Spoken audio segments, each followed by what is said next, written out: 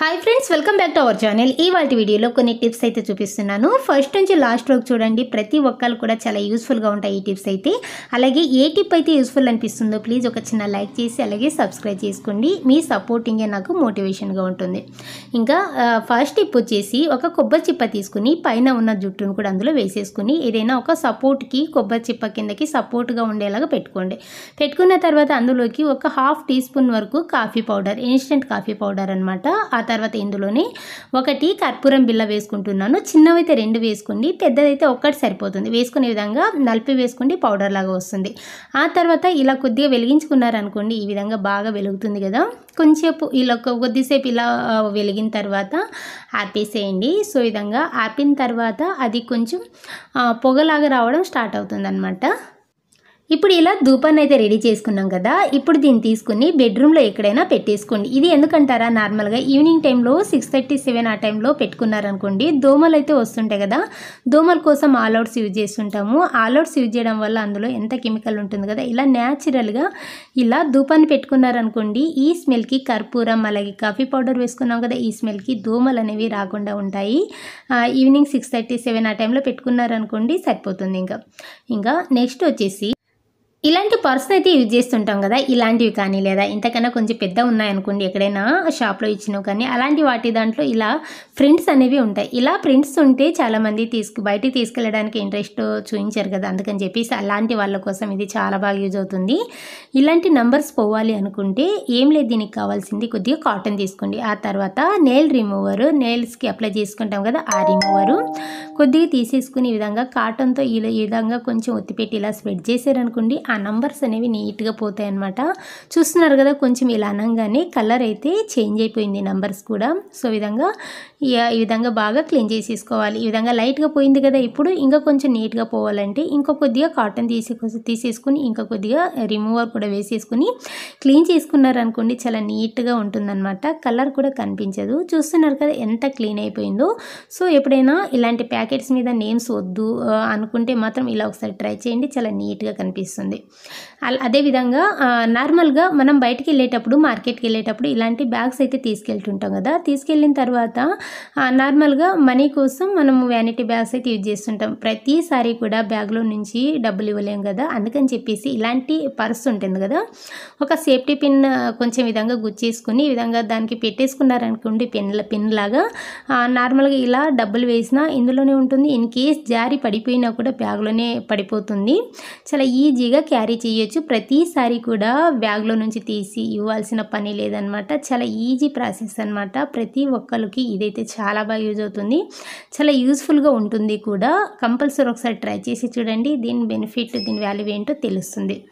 ఇంకా నెక్స్ట్ వచ్చేసి మనం నార్మల్గా ఇలా నెయిల్ పాలిష్ అయితే అప్లై చేసుకుంటుంటాం కదా, అది ఒక్కొక్కసారి పోయినట్టుగా కనిపిస్తుంది. చూడడానికి అయితే అస్సలు బాగుండదు కదా. అందుకని చెప్పేసి మన దగ్గర ఒక్కొక్కసారి నెయిల్ రిమూవర్ కూడా ఉండదు. రిమూవర్ లేదు కదా అని చెప్పేసి బాధపడకుండా ఈ విధంగా ఇంట్లో అయితే స్ప్రే ఉంటుంది కదా, పర్ఫ్యూమ్ ఏదో ఒకటి, కొద్దిగా ఆ పర్ఫ్యూమ్ తీసుకునే విధంగా కాటన్ స్ప్రే చేసేసుకుని ఆ తర్వాత ఇలా క్లీన్ చేసుకున్నారనుకోండి, చాలా ఈజీగా నెయిల్ రిమూవర్తో ఎలాగైతే క్లీన్ చేసుకుంటామో అదే విధంగా క్లీన్ చేసేసుకోవచ్చు. చూడండి ఈ విధంగా కొంచెం అనగానే ఎంత చక్కగా క్లీన్ అయిందో. సో ఈ విధంగా నేను అన్నీ కూడా క్లీన్ చేసేసుకుని చూపిస్తున్నాను చూడండి, చాలా ఈజీగా క్లీన్ చేసుకోవచ్చు. సో ఇంకోసారి ఎప్పుడైనా నెయిల్ రిమూవర్ లేదు అనుకుంటే ఈ పద్ధతిలో ఒకసారి ట్రై చేసి చూడండి, చాలా ఈజీగా క్లీన్ చేసేసుకోవచ్చు.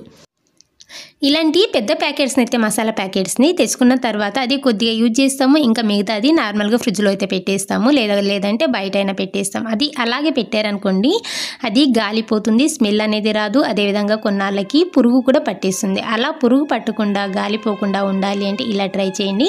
ఈ విధంగా సైడ్స్కి ఉంటుంది కదా, సైడ్స్కి ఉన్నదంతా కూడా కట్ చేసేసుకోండి. ఇలా కట్ చేసేసుకున్న తర్వాత లోపల ఉన్న ప్యాకెట్ తీసుకునే విధంగా నీట్గా ఫోల్డ్ చేసేసుకుని గట్టిగా ఇలా పెట్టేసుకోండి. ఇలా పెట్టేసుకున్న తర్వాత ఇప్పుడు దీన్ని అదే బాక్స్లో పెట్టేసుకోవాలన్నమాట. సో ఈ విధంగా పెట్టేసుకున్న తర్వాత ఏం చేస్తారంటే ఈ వీడియో క్లిప్లో చూపిస్తున్న విధంగా అటు చివర ఇటు చివర కొంచెం ఇలా ఫోల్డ్ చేసుకోండి. ఫోల్డ్ చేసేసుకుని పైన ఒకటి అలాగే ఉంచాం కదా, దాన్ని ఇలా లోపల పెట్టారనుకోండి చాలా నీట్గా లోపలికి వెళ్ళిపోతుంది.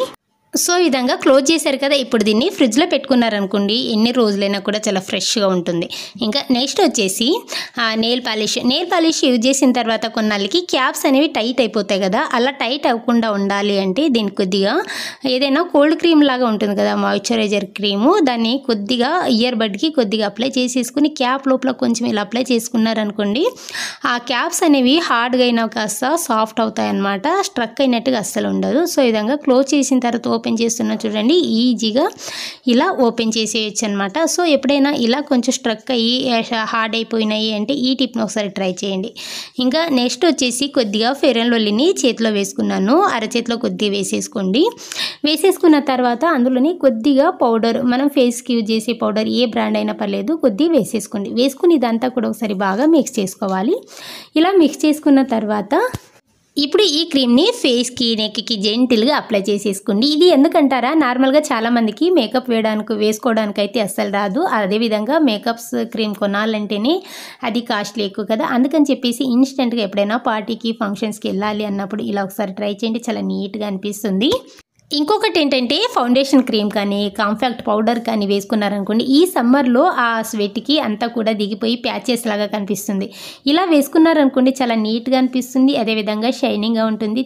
అలాగే మేకప్ వేసుకోవడానికి రాదు, అదేవిధంగా కాంపాక్ట్ పౌడర్ కానీ క్రీమ్ కానీ యూజ్ చేయడం వల్ల అది ర్యాషెస్ వస్తుంది అనే వాళ్ళకు ఇది బెస్ట్ అనమాట. ట్రై చేసిన తర్వాత ఎలా అనిపించిందో ప్లీజ్ ఒక చిన్న లైక్ చేసి అలాగే మన ఛానల్ని సబ్స్క్రైబ్ చేసుకోండి. అలాగే కామెంట్ చేయడం మాత్రం అస్సలు మర్చిపోకండి.